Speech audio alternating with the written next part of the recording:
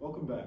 I would like to continue by looking at empirical evidence that a traditional in-person interview setting heavily favors neurotypical people as opposed to neurodivergent people. Now, as you can see, this is a graph from a study done by Whipley and May entitled Evidence of Bias Against Individuals with Autism in Traditional Job Interviews. Now, this study consisted of 30 college students, 15 with autism and 15 without autism, and they were videotaped performing a mock job interview.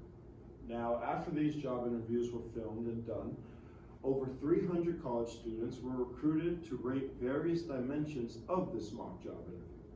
Roughly half rated the video dimension and the other half rated the transcript dimension.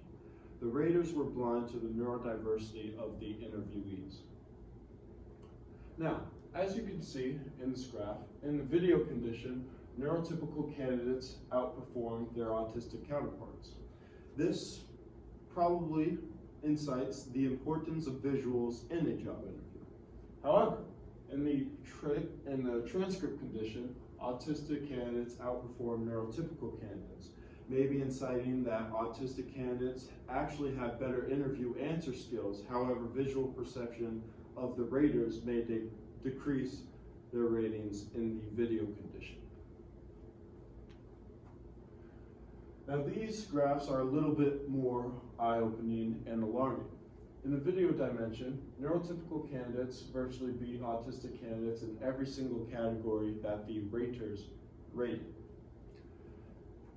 However, in the transcript dimension, it's a little bit of a different story. Autistic candidates actually beat neurotypical candidates and had higher ratings in such things as straightforwardness, qualified, attractive, enthusiastic, and overall would be hired more in the transcript dimension as opposed to the video dimension where neurotypical people had a much higher rating in almost every category.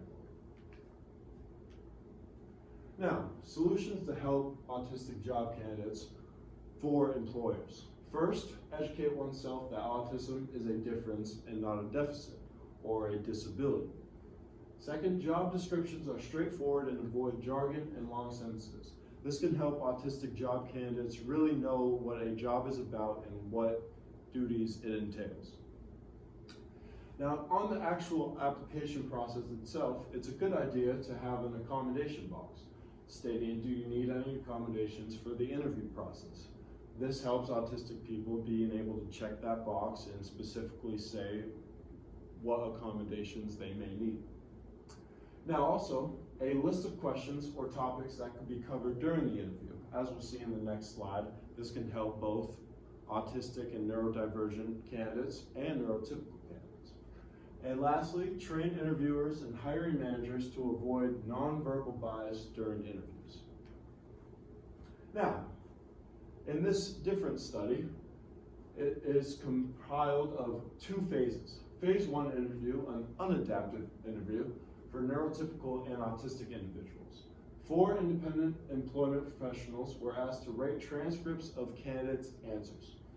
And in phase 1, neurotypical candidate answers were rated significantly higher than autistic candidates' answers. Now take phase 2. After 6 months, the exact same candidates and the exact same employment professionals were brought back to the lab, and it was the same format as phase 1, however, with 3 additions. First, broad questions were split up into parts and answered one part at a time. As you can see to the right here, phase 1, the unadapted interview, said, what are some of your strengths? A very broad and open-ended question. Phase 2, however, broke that question down into parts. I'm going to ask you about your strengths. What do you consider to be your main strengths? Things that you were good at. And after the autistic person would answer that question, or the candidate would answer that question, then they would be asked, how have you used these strengths at work and education in this specific example? Secondly, the second addition to the phase 2 interview were a printout of the questions in front of them during the interview.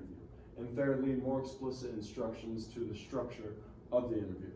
Now, as you can see in this graph, both autistic and non-autistic candidates scored higher by reviewers in phase 2 compared to phase 1. and autistic candidates' ratings showed greater improvement than non-autistic candidates from phase 1 to phase 2, therefore showing that these 3 added steps helped autistic candidates rise up higher than their non-autistic counterparts from phase 1 to phase 2.